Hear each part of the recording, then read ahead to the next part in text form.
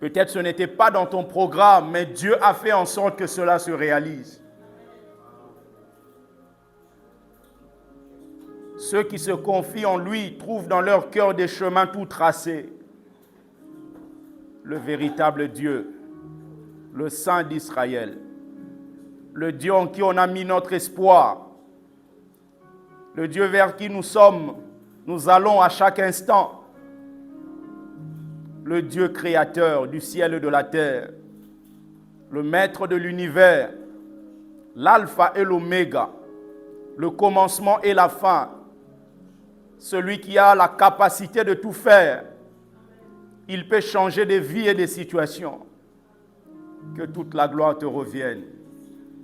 Dans le nom puissant de Jésus, nous avons ainsi prié, nous disons Amen. Acclamons le Seigneur. Que Dieu vous bénisse. Bonjour tout le monde. Alors, grande est ma joie d'être encore avec vous. Nous allons partager la pensée de Dieu. Rapidement, je vous prie de prendre vos Bibles. Dans Matthieu chapitre 17. Matthieu 17, on va lire du premier verset jusqu'au verset 8. Et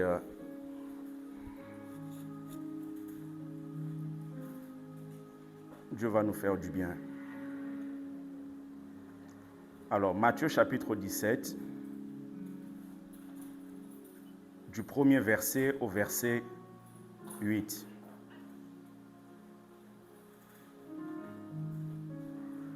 Matthieu chapitre 17, du premier verset jusqu'au verset 8.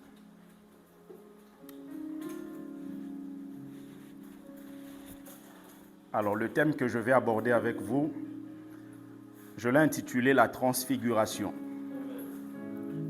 La transfiguration. Matthieu 17, premier verset jusqu'au verset 8. La Bible dit « 6 jours après, Jésus prit avec lui Pierre, Jacques et Jean, son frère, et il les conduisit à l'écart sur une haute montagne. Il fut transfiguré devant eux. Son visage resplendit comme le soleil, et ses vêtements devinrent blancs comme la lune, la lumière. Et voici Moïse et Élie leur apparurent, s'entretenant avec lui. Pierre, prenant la parole, dit à Jésus, « Seigneur, il est bon que nous soyons ici, si tu le veux. Je dresserai ici 3 tentes, une pour toi, une pour Moïse et une pour Élie. » Comme il parlait encore, une nuée lumineuse les couvrit, et voici une voix fit entendre de la nuée ces paroles. « Celui-ci est mon fils bien-aimé, en qui j'ai mis toute mon affection, écoutez-le. » Lorsqu'ils entendirent cette voix, les disciples tombèrent sur leurs faces et furent saisis d'une grande frayeur. Mais Jésus, s'approchant, les toucha et dit, « Levez-vous, n'ayez pas peur. » Ils levèrent les yeux et ne virent que Jésus seul. Quelqu'un peut dire Amen. Ne virent que Jésus seul. Alors, la transfiguration, nous allons voir ce que c'est, et surtout par rapport à cette histoire. Vous voyez, il y a plusieurs personnages qui sont cités. Nous avons Jésus, nous avons les disciples de Jésus. Nous avons aussi la présence de Élie et de Moïse. La transfiguration, c'est une forme de transformation extérieure que Dieu donne lorsque nous nous retrouvons dans sa présence. Et dans cette histoire, on voit Moïse, on voit Élie. Et regardons un peu la vie de Moïse et de Élie, vous allez vous rendre compte que Moïse représente la loi. Et la loi, par définition, c'est le diagnostic de Dieu. Vous voyez, quand vous allez à l'hôpital, on ne va pas vous traiter tout de suite, on doit vous diagnostiquer. Le diagnostic, ce n'est pas la guérison ou ce n'est pas le médicament. Le diagnostic, ça permet de choisir le bon médicament. Après le diagnostic, le médecin peut dire il lui faut amoxicilline avec 3 Doliprane. C'est le diagnostic qui va déterminer le médicament qui sera prescrit. Alors la loi, c'est le diagnostic de Dieu, c'est-à-dire Dieu a fait un diagnostic pour pouvoir apporter une solution à l'homme. Parce que la loi est un pédagogue, c'est-à-dire est là pour pouvoir faire remonter les incapacités de l'homme. Dans le temps ancien, le sacrificateur allait dans le tabernacle, le souverain sacrificateur dans le lieu très saint. Il n'allait pas juste pour offrir pour les péchés du peuple. Il allait aussi pour ses propres péchés à lui.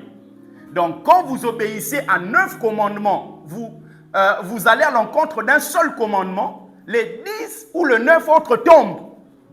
C'est-à-dire que la loi était stricte. C'est l'image de ce pédagogue qui était strict, qui s'occupait d'un enfant immature. Et la seule le seul besoin de cet enfant était d'acquérir la maturité et de devenir libre justement de ce pédagogue-là. Dans le temps ancien, les gens aspiraient à quelque chose. Parce que le diagnostic était en train de révéler la maladie. La maladie était là, mais il fallait la guérison. Et la guérison, on nous dit, la loi a été donnée par Moïse. Mais la guérison, c'est la grâce et la vérité. La grâce et la vérité sont venues par Jésus. Lorsque le médicament vient, le diagnostic qui a été fait n'a plus besoin d'exister dans le futur.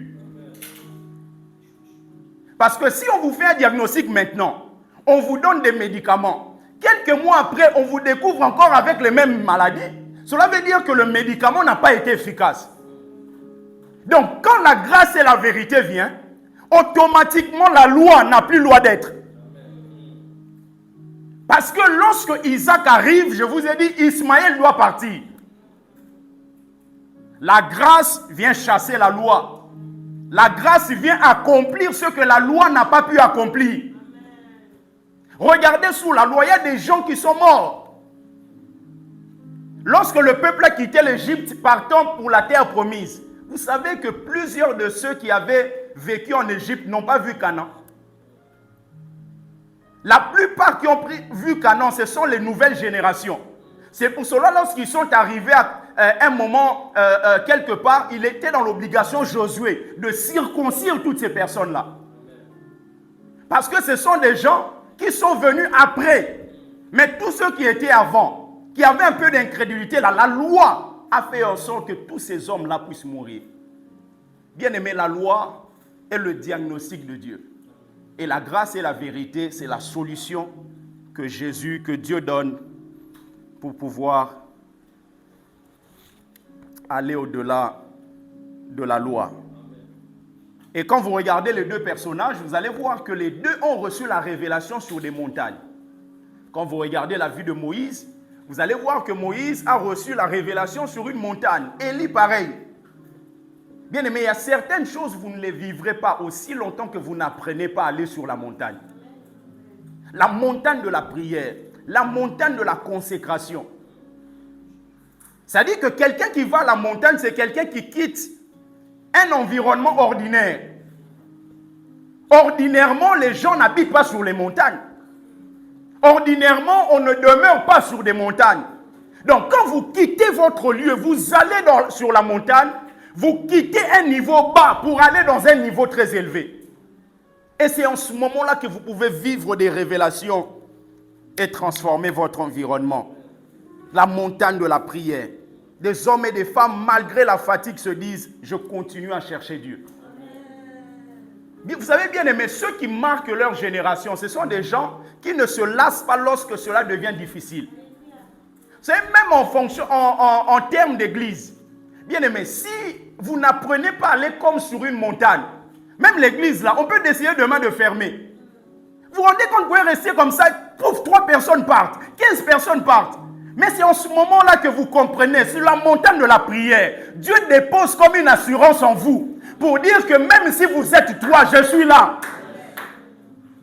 La montagne de la prière, la montagne de la sanctification, d'être mis à part pour Dieu, un instrument pour la gloire de Dieu. Bien-aimés, vous ne verrez jamais le bélier aussi longtemps que vous n'avez pas pris la décision ferme d'aller sur la montagne pour sacrifier Isaac. Vous ne verrez jamais le bélier. Donc vous n'allez pas expérimenter la dimension du Dieu qui pourvoit. Jéhovah Jireh, aussi longtemps que vous n'allez pas laisser les serviteurs en disant restez ici, moi et le fils nous allons adorer. Aussi longtemps que vous n'allez pas prendre la décision ferme de ramener un vrai couteau. Pas un couteau en plastique ou en caoutchouc.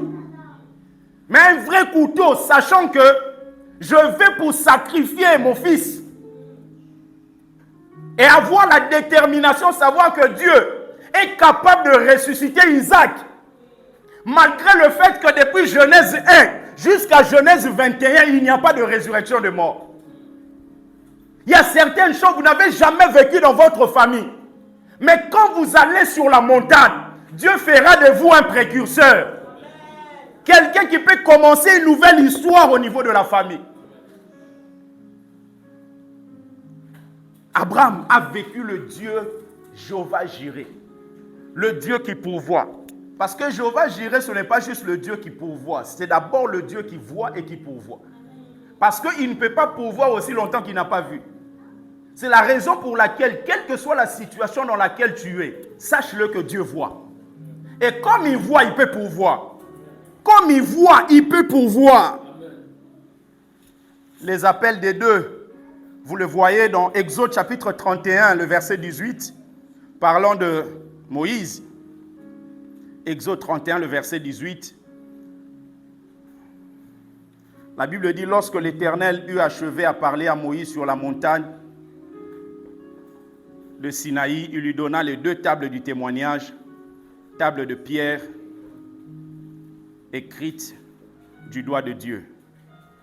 Dans 1 Roi chapitre 19, le verset 11, la Bible parlant d'Élie, la Bible dit, l'Éternel dit, sors et tiens-toi dans la montagne devant l'Éternel. Là, il s'agit d'Élie. Parlant de Moïse, comme on voit les deux personnages, bien aimé, Moïse était un homme faible, un homme qui avait des défauts, mais malgré tout cela, Dieu l'a quand même choisi. Moïse, c'est quelqu'un qui bégayait, quelqu'un qui ne parlait pas bien. Seigneur, tu as besoin de quelqu'un qui sera comme ton porte-parole. Dans le domaine dans lequel tu nous envoies, il faut quelqu'un qui sait très bien parler. Mais comment se fait-il que tu me choisis, moi qui ne sais pas très bien parler? Dieu aime utiliser les gens et les choses faibles afin que toute la gloire revienne à lui. Moïse vivait dans le palais, mais il était conscient qu'il n'était pas égyptien. Vous savez, quelquefois sur la terre, nous oublions que nous ne sommes pas de ce monde. Nous vivons un peu comme tout le monde, alors que nous ne sommes pas de ce monde. Il était en Égypte, mais il était conscient que lui là, il n'était pas égyptien. C'est la raison pour laquelle lorsqu'il a vu un Égyptien, un Hébreu se battre, lui il est venu pour défendre l'Hébreu. Parce qu'à l'intérieur de lui, ça bouillonnait. Je suis dans ce monde, je sais que je ne suis pas de ce monde. Nous ne sommes pas de ce système du monde. Nous vivons dans le monde, mais nous ne faisons pas partie du système.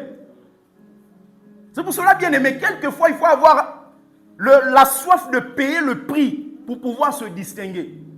Les gens qui se distinguent, on peut se moquer d'aujourd'hui, mais demain, on leur donnera raison. Nous sommes le sel de la terre. Nous devons donner du goût. Même par notre manière d'être. Donner du goût. Vous savez, quelquefois, il y a des gens qui nous regardent, ils disent, mais si lui là, qui dit qu'il est chrétien, il dit qu'il prie et tout ça, il est tout le temps triste. Donc si la vie en Christ là, c'est être tout le temps triste là, je n'en veux pas. Je n'en veux pas. C'est la raison pour laquelle, bien aimé, vous allez voir la partie la plus exposée de votre corps, c'est le visage. Vous pouvez tout cacher, mais le visage, vous allez laisser. Et le visage, c'est l'endroit le plus reconnaissable. Vous pouvez voir quelqu'un de dos, vous allez dire, ah ok, c'est comme si c'est le prophète Alain, mais qui se retourne un peu. Et quand il va se retourner, vous allez vous rendre compte, sans calculer, vous n'allez pas regarder ses pieds. Vous allez directement fixer son visage. Parce que son visage va vous permettre de déterminer exactement si c'est lui ou pas. Et qu'est-ce que Dieu fait? Dieu fait en sorte que sa gloire repose d'abord sur nos visages, afin que nous soyons des véhicules qui vont communiquer la gloire aux autres. La Bible dit, quand on tourne vers lui, quoi? Non pas les vôtres. Quand on tourne vers lui, non pas le dos. Quand on tourne vers lui, notre regard, nous sommes rayonnants de joie. C'est-à-dire que Dieu a besoin de transformer notre visage. Et quand la gloire de Dieu est là, bien-aimés, nous devenons des vrais instruments pour la gloire de Dieu. Moïse était conscient qu'il n'était pas égyptien. C'est la raison pour laquelle, à un moment, il est parti pour aller défendre son peuple. Il est parti pour voir son peuple qui était esclave. Peut-être et sûrement son père, parce qu'à un moment on parle de son père, Dieu se présente à Moïse en disant « Je suis le Dieu de ton père ». Autrement dit, le père de Moïse avait une certaine relation avec Dieu. Et sûrement Moïse, en étant enfant, son père ou sa mère a eu à pouvoir lui dire un certain nombre de choses. Donc vous voyez que malgré le fait qu'il était bébé, même les enfants, lorsque vous leur parlez, on a l'impression qu'ils n'écoutent pas, mais ils entendent. Il y a des choses qu'on peut vous dire lorsque vous avez 3 ans. Bien aimé, un moment, ça finira par sortir. C'est pour cela que Moïse était conscient. Il était conscient qu'il n'était pas égyptien. Élie, pour parler de cet homme, c'est un homme qui a surgi comme ça. On n'a pas vraiment beaucoup d'informations le concernant. Le mot Élie, Elia, veut dire mon Dieu est l'Éternel. C'est-à-dire que le nom de Élie représente une certaine identité et dans cette identité, il est en train de confirmer son appartenance en Dieu qui est éternel. Mon Dieu est éternel.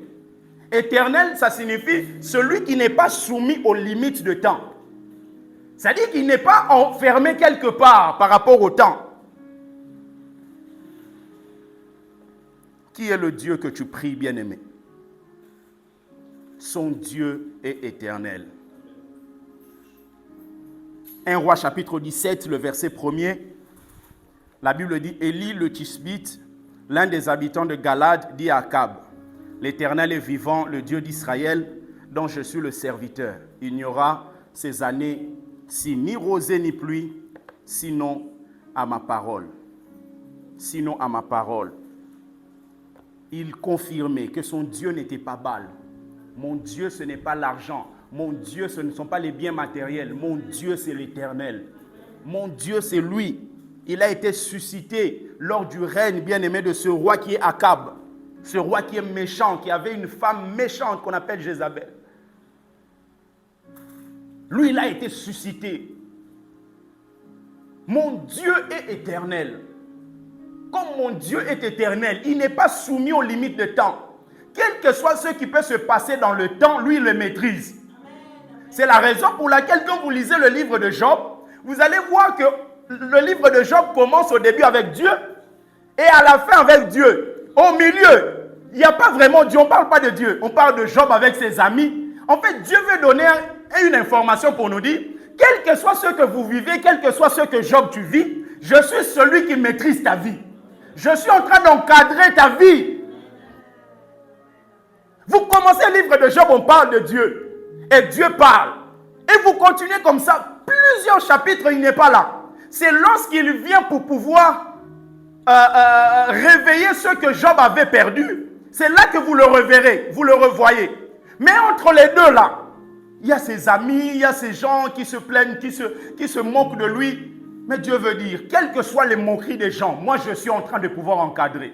Je prie Dieu bien-aimé, quel que soit ce que tu vis, que Dieu soit celui qui encadre ta vie. Encadre ta vie. Jésus était avec ses disciples, était avec Pierre, Jean et Jacques. Il avait plusieurs disciples. C'est la raison pour laquelle, même dans votre vie particulière, il faut avoir des amis et parmi les amis, avoir des amis. Jésus avait des disciples, mais vous allez voir qu'il ne partait pas avec tous. Parmi les disciples, il y en avait 3 qui se distinguaient. pouvait avoir 6 amis, mais parmi les 6, il faut choisir 2 qui seront des amis au milieu des amis. Jésus a été transfiguré. Écoutez bien, il a été transfiguré. C'est une action passive. Ce n'est pas lui qui s'est transformé. Il a été transformé, transfiguré. C'est-à-dire qu'il a subi quelque chose. Transfigurer, le mot grec, bien aimé, c'est métamorphosé, qui veut dire changement de son apparence extérieure. Métamorphosé, changement de son apparence extérieure. Il a été transfiguré. Comme je vous ai dit, le visage, c'est la partie la plus reconnaissable. C'est la partie la moins cachée de notre corps. Et c'est la partie que Dieu veut utiliser pour pouvoir exposer sa gloire. Exposer sa gloire. Juste avec le visage, vous pouvez voir quelqu'un, juste avec le visage, vous pouvez déterminer s'il est triste. Ça ne peut jamais arriver, vous arrivez devant quelqu'un et dites, oh, qu'est-ce qui ne va pas? Oh, mais ça fait 3 ans, on ne s'est pas vu. Juste me voir comme ça, c'est-à-dire ton visage est en train de donner des informations. C'est pour cela, bien aimé, quel que soit ce que tu peux vivre, fais attention à ce que ton visage exprime. Parce que derrière ton visage, tu peux communiquer la joie, tu peux communiquer aussi la tristesse. Et le visage communique des choses. Vous allez voir un moment, lorsque Pierre et Jean étaient en train de partir au temple, ils ont vu le paralytique dans Actes chapitre 3. Qu'est-ce qu'ils ont dit? Regarde-nous. Regarde-nous. Pourquoi ils doivent vous regarder? Parce qu'au niveau du regard, il y a des choses qui se transmettent. Il y a des gens, c'est-à-dire que, vous voyez même en termes de drague, là, les gens qui draguent, il n'a pas besoin de parler. Il peut être assis dans un café. Juste avec le regard, il est en train de dire à la femme qui est à gauche, j'ai besoin de ton numéro. Juste avec le regard, il peut signifier que tu me plais. Juste avec le regard, il peut dire, voilà, je suis intéressé. Il dit, regarde-nous. Parce que lorsque tu nous regardes, les yeux sont focalisés sur ce que nous avons à te donner. Je n'ai ni argent ni l'or, mais ce que j'ai, comme tes yeux sont focalisés sur ce que j'ai, je te le donne. Il a été guéri. Il a été guéri. Dis-nous tous qui est le visage découvert. On parle souvent du visage parce que c'est le lieu où la gloire de Dieu passe. Il y a des choses qui se communiquent par le regard. Le regard. Même avec les enfants, lui, quand il est là, tu peux ne pas dire, juste ton regard, il sait que tu n'es pas content par rapport à ce qu'il fait.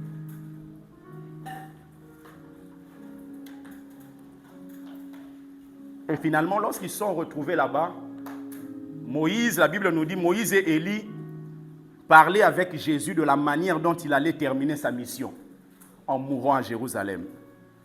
Notez Luc chapitre 9. Luc chapitre 9, le verset 30 et 31.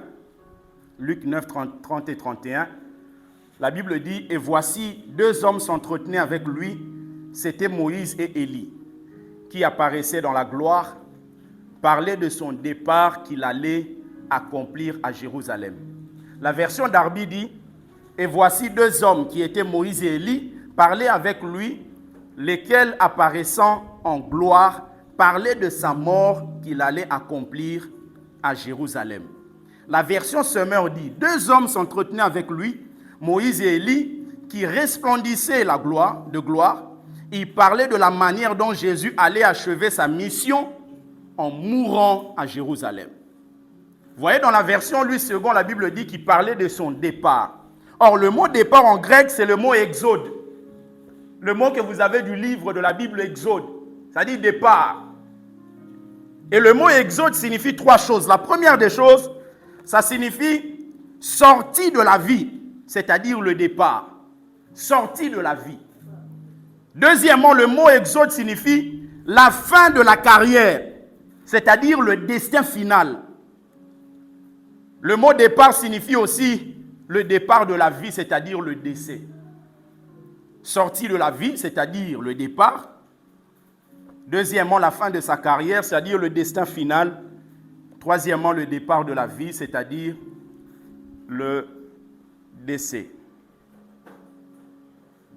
Et lorsqu'ils étaient là avec Jésus, la Bible déclare que Pierre a dit, mettons 3 tentes, une pour toi Jésus, une pour Élie, une pour Moïse.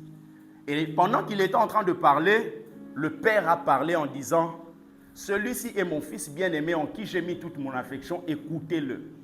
En fait, le mot écoutez-le, Dieu a intervenu pour pouvoir interrompre Pierre, pour lui montrer que Jésus n'est pas au même niveau que Élie et Moïse.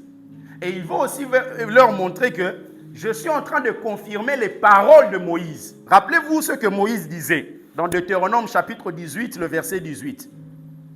Il disait ceci, « Je leur susciterai du milieu de leurs frères un prophète comme toi. » C'est Dieu qui parlait à Moïse. « Je mettrai mes paroles dans sa bouche et il leur dira tout ce que je lui commanderai. » Il leur dira tout ce que je lui commanderai.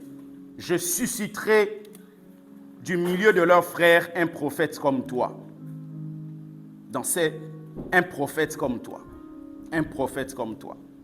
Et dans cette transfiguration, bien aimés, nous voyons la mort et la gloire être liées. C'est-à-dire, on parle de la mort, de comment est-ce que Jésus va finir sa carrière, ce qu'il est venu faire. Mais on parle aussi de la gloire parce qu'il a été transfiguré. En fait, à chaque fois qu'on parle de la gloire, la mort y est associée. Vous ne pouvez pas prétendre vouloir la gloire sans vouloir la mort. La gloire est toujours la conséquence de la mort. Là où il y a la gloire, il y a toujours la mort. Jésus a été glorifié parce qu'il est passé par la mort. La Bible déclare que celui qui veut suivre Jésus, c'est-à-dire avoir une certaine gloire, doit porter sa croix. Or, la croix, c'est quoi? C'est le lieu de la mort. Lorsque Jésus parle de Lazare, il dit quoi? Lazare dort, notre ami. Ah, mais Jésus, il dort, mais Lazare a fini par mourir. Oh non, cette maladie n'est point à la mort. Mais il a fini par mourir. Parce que Jésus ne parle pas de la mort comme, de la gloire comme n'importe quoi. Il parle de la gloire comme la finalité. Il dit, cette maladie-là n'est point à la mort, mais pour la gloire de Dieu. C'est-à-dire, la finalité de ce que Lazare est en train de vivre, c'est la gloire. Or, la gloire doit passer par plusieurs choses. La gloire va passer par la mort, et la mort doit finir par la résurrection, et la résurrection doit donner gloire à Jésus. Mais avant d'arriver à la gloire, il faut passer par la mort. La Bible dit qu'il nous a connus d'avance, il nous a prédestinés. Ceux qu'il a prédestinés, il les a appelés, il les a justifiés, il les a glorifiés. Avant de glorifier, il faut justifier. Mais il justifie sur base de quoi? Sur base de la mort. De ce qu'il a accompli à la croix. Or, la croix, c'est le lieu de la mort. Est-ce que quelqu'un peut dire Amen? Amen. C'est le lieu de la mort. Donc, la gloire et la mort sont liées. Et dans ce texte, on parle de la nuée qui représente la gloire. Qui représente la gloire. Il parlait sur sa mort. Il parlait sur sa mort. Sur la mort de Jésus. Et ce que j'aime, c'est que Jésus n'était pas obligé, bien aimé, de mourir. Jésus n'était pas obligé de mourir. Parce que tous son péché sont privés de la gloire de Dieu. Le salaire du péché, c'est la mort. Donc, tout celui qui pêche est appelé à pouvoir vivre la mort. Mais lui, il n'a pas péché. Donc, il n'était pas dans l'obligation de mourir. Donc, vous comprenez qu'il y a certaines choses, si vos regards sont focalisés sur votre propre vie, vous n'allez pas le faire. Parce que si ces regards sont focalisés sur sa propre vie, il ne va pas mourir. Pourquoi il va mourir? Il n'a pas péché. Pourquoi il va mourir? Il n'a pas transgressé la loi. Pourquoi il va mourir? Il n'est pas dans une relation conflictuelle avec son père. Pourquoi il va mourir? Donc vous voyez que certaines choses, si vous n'arrivez pas à oublier un peu votre propre vie, vous n'allez jamais l'accomplir. Il n'était pas obligé de le faire. Et lui-même, il dit dans Jean chapitre 10, verset 18, « Personne ne me l'ôte », c'est-à-dire parlant de sa vie. Il dit, « Personne ne me l'ôte, mais je la donne de moi-même. librement je peux la donner. Malgré le fait que je ne suis pas obligé. Il dit, j'ai le pouvoir de la donner, j'ai le pouvoir de la reprendre. Il est venu sur la terre, il connaissait les pensées des gens. Jésus n'avait pas besoin que l'homme dévoile son cœur, lui-même il savait. Je vous ai dit la fois passée, imagine, tel qu'on est là, la sœur Yolande puisse connaître tout ce que nous sommes en train de penser d'elle. Dans son travail, qu'elle puisse avoir la connaissance de tout ce que ses collègues pensent d'elle. Bien aimé, il y aura des couteaux peut-être qui peuvent sortir. Nous tous ici, pas moi-même, au travail là, je puisse avoir le regard, c'est-à-dire avoir des informations détaillées sur ce que mon manager pense de moi, de ce que les collègues pensent de moi, de ce que ta mère pense réellement de toi. C'est-à-dire que Jésus, il avait tout ça. Mais malgré tout ça, il était toujours en train d'aimer Judas. Tout ce que Judas a fait, ce n'était pas une information qui est venue comme ça surprendre Jésus. Il était au courant de tout ça. Mais malgré ça, Jésus ne voyait pas sa propre vie. Parce qu'en voyant les pensées des gens, et en se disant que moi je ne suis pas obligé de vivre ce qu'on me propose là, pourquoi souffrir pour rien? C'est ce que quelquefois nous disons. Mais c'est pour rien que je fais ça. Pourquoi? Parce que quand on dit pour rien par rapport à nous. On ne voit pas les personnes extérieures. Sur la montagne, bien aimé, l'élément déterminant dans le parcours sur la terre, c'est le facteur choix. Facteur choix. Il savait que sans sa mort volontaire, le péché des hommes n'allait pas être pardonné. Il le savait. Le facteur choix, pour aller terminer pour aujourd'hui, cela nous enseigne que la vie est faite des choix. Des choix. Dans vos choix, vous avez la possibilité, bien aimé, soit de ne voir que vous, ou soit de voir aussi les autres. Ne vivez pas que pour vous, bien aimé. Ce n'est pas intéressant. De ne vivre que pour vous, de ne vivre que pour votre vie, que pour vous. Non, vivez pour les autres.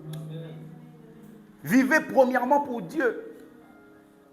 Vivez pour Dieu. 2 Corinthiens chapitre 5, le verset 14 et 15. 2 Corinthiens 5, 14 et 15, la Bible dit, « Car l'amour de Christ nous presse, parce que nous estimons que si un seul est mort pour tous, tous donc sont morts.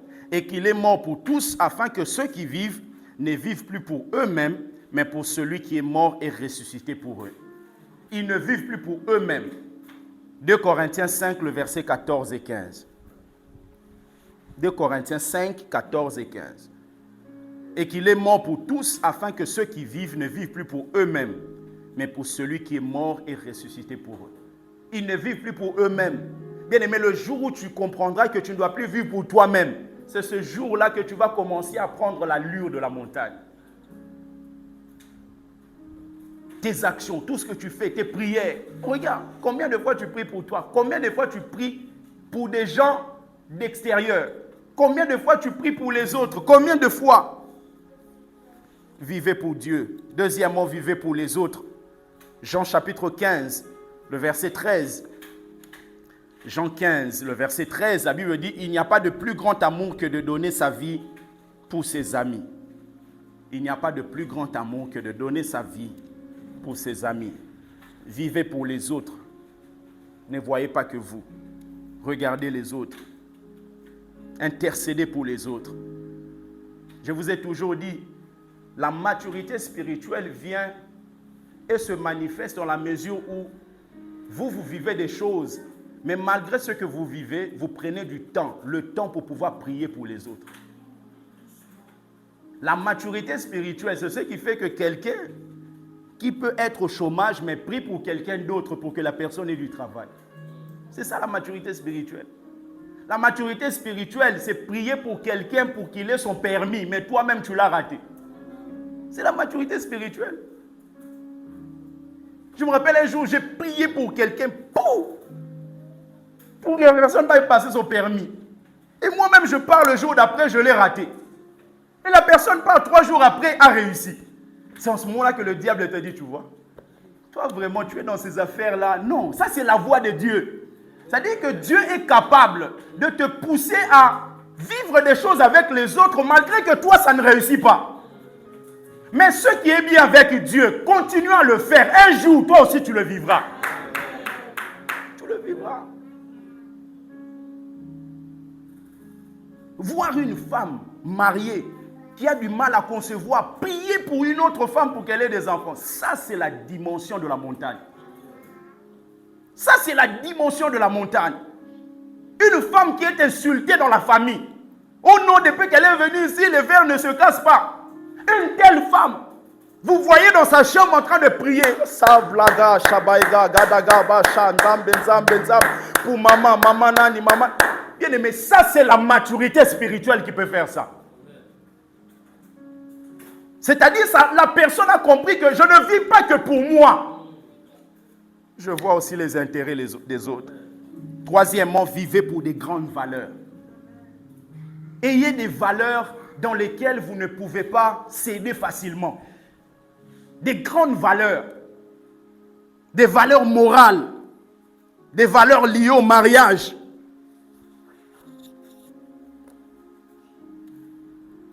Des valeurs liées au mariage. La moralité. Des grandes valeurs. Et quand vous vivez pour des grandes valeurs, vous allez vous rendre compte que vous n'allez pas vous associer à n'importe qui.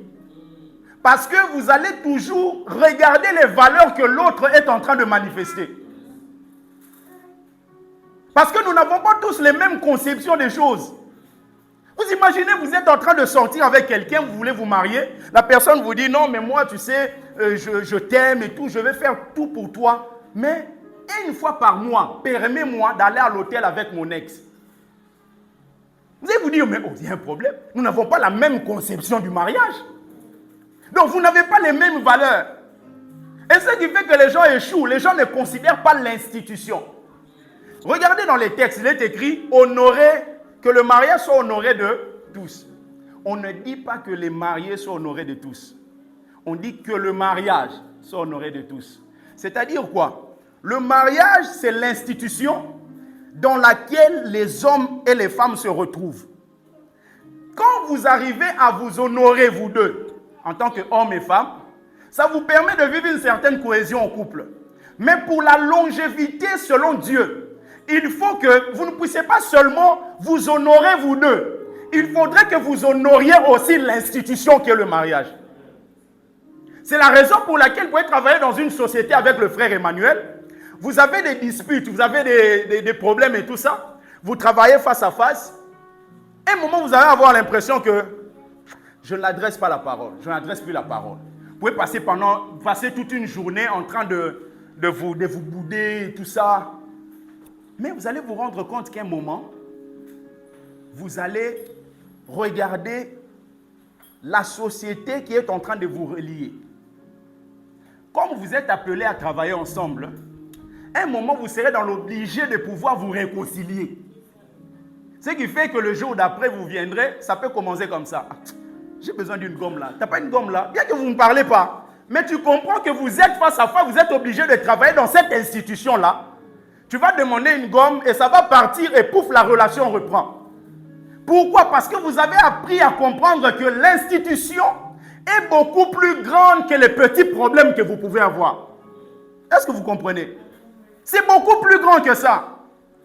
Quand quelqu'un comprend que l'église, si on peut l'appeler même institution, c'est beaucoup plus grand que les disputes que les gens peuvent avoir. Les gens ne vont pas quitter l'église comme ils veulent.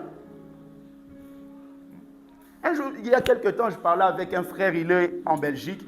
Il me dit, pasteur, mais cette affaire d'église-là, c'est compliqué. J'ai dit, mais ça a toujours été compliqué depuis longtemps.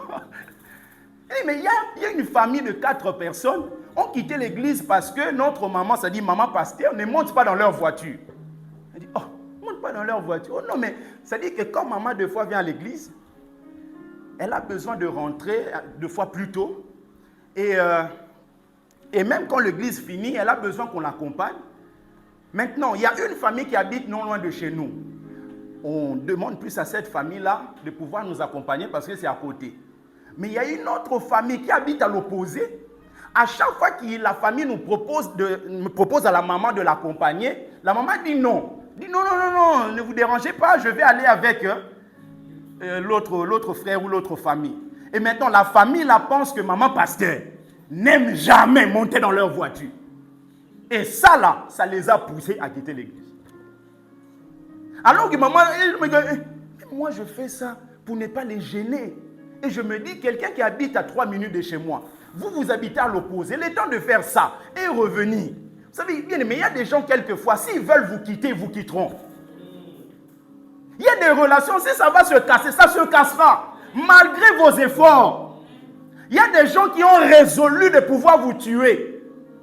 Ne faites pas semblant de pouvoir leur montrer que vous les aimez. Non, c'est perdre de temps. David, Saül a résolu de te tuer. Tu vas, au lieu de le tuer, tu as compris que tu ne tueras pas loin de Dieu.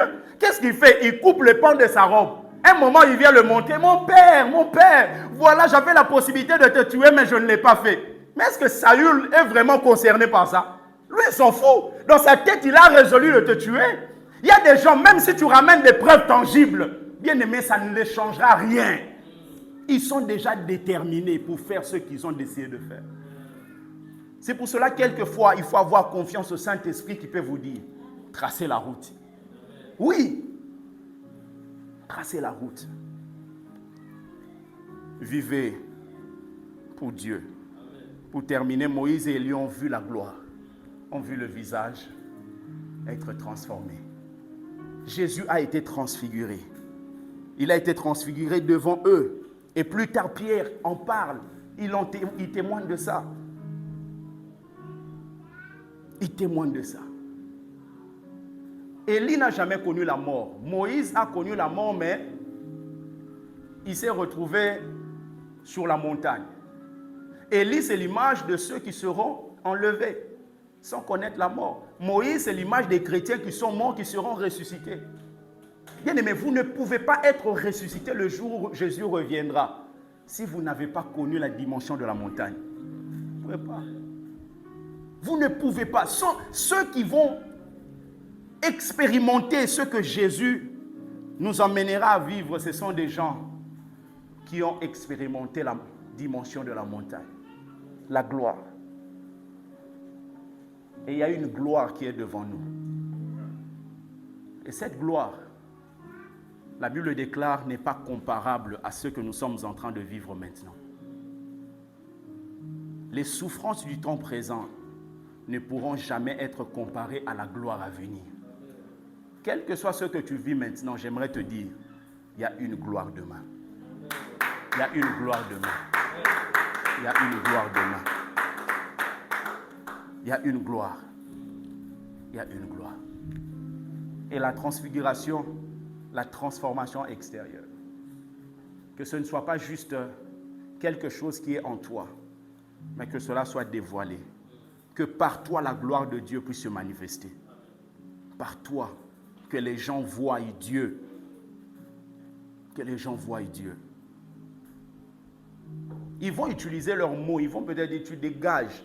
Eux, ils vont utiliser leur vocabulaire. Mais dans tout ça, bien aimé, c'est la vie de Dieu qui se manifeste en toi.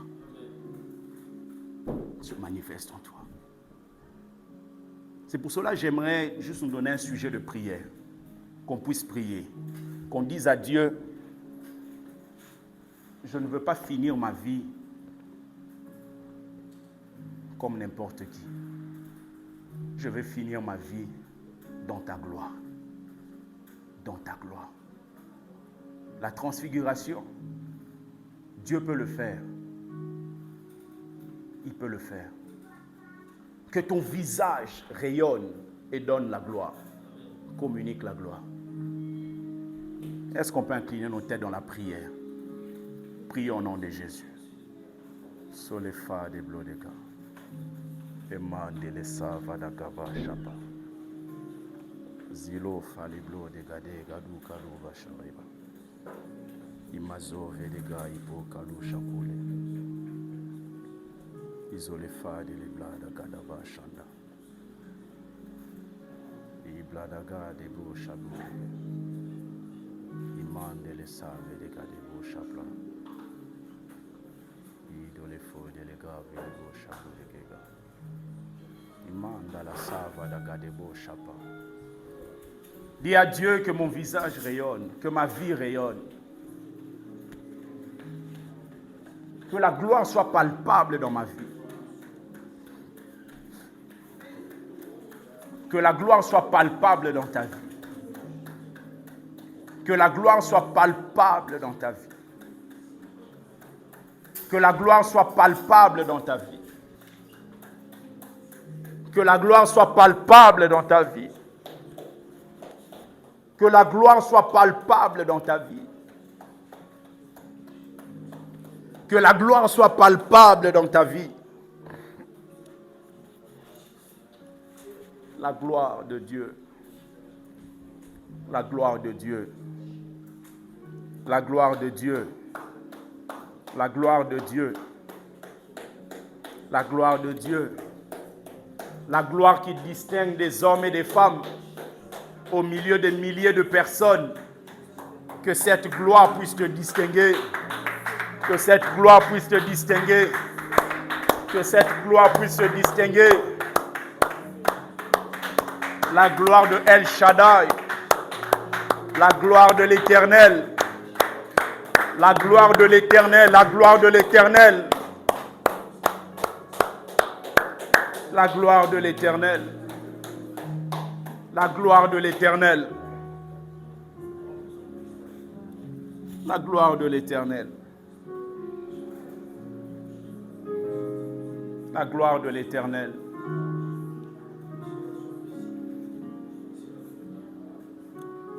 La gloire est liée à la mort.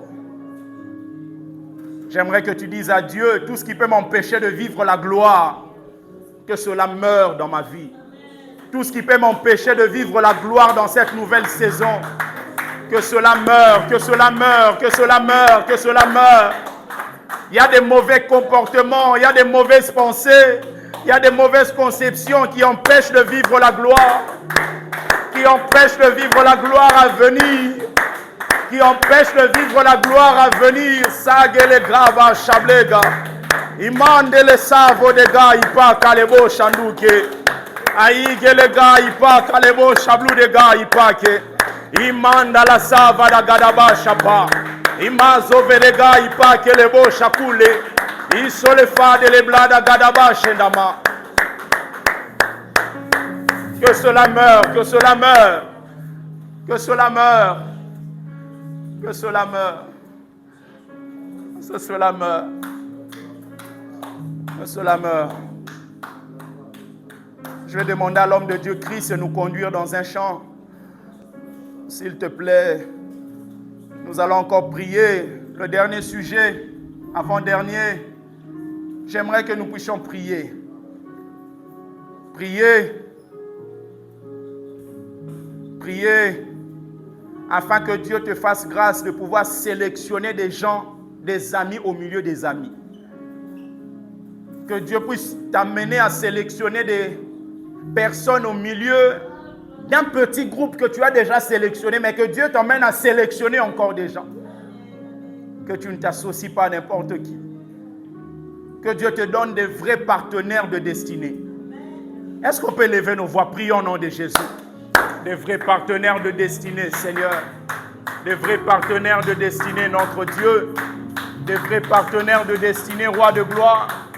Des vrais partenaires de destinée, mon Roi. Des vrais partenaires de destinée, Père de lumière.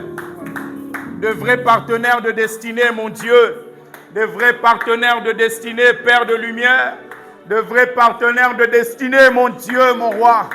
Des vrais partenaires de destinée, Père de grâce. Sagele gabe abasha blage. Emande fa de luka lushe babike. E de le fa de le blaga d'abashe page. Imande le savo le blo de ga ipa kalusha kule. Imanda la sava la blada ga. Imazova geleblo de go shaluke. Et dans la fa de leblo galou shakaleba. Izalele galaba shemandeleka. Isalafa de lebla dago galou shakule. Yahweh Père des partenaires de destinée. Des partenaires de destinée. Des partenaires de destinée. Des partenaires de destinée. Des partenaires de destinée. Que ce soit dans les relations. Que ce soit dans le travail. Que ce soit pour les affaires. Que Dieu te donne des partenaires de destinée. Jésus avait 12 disciples.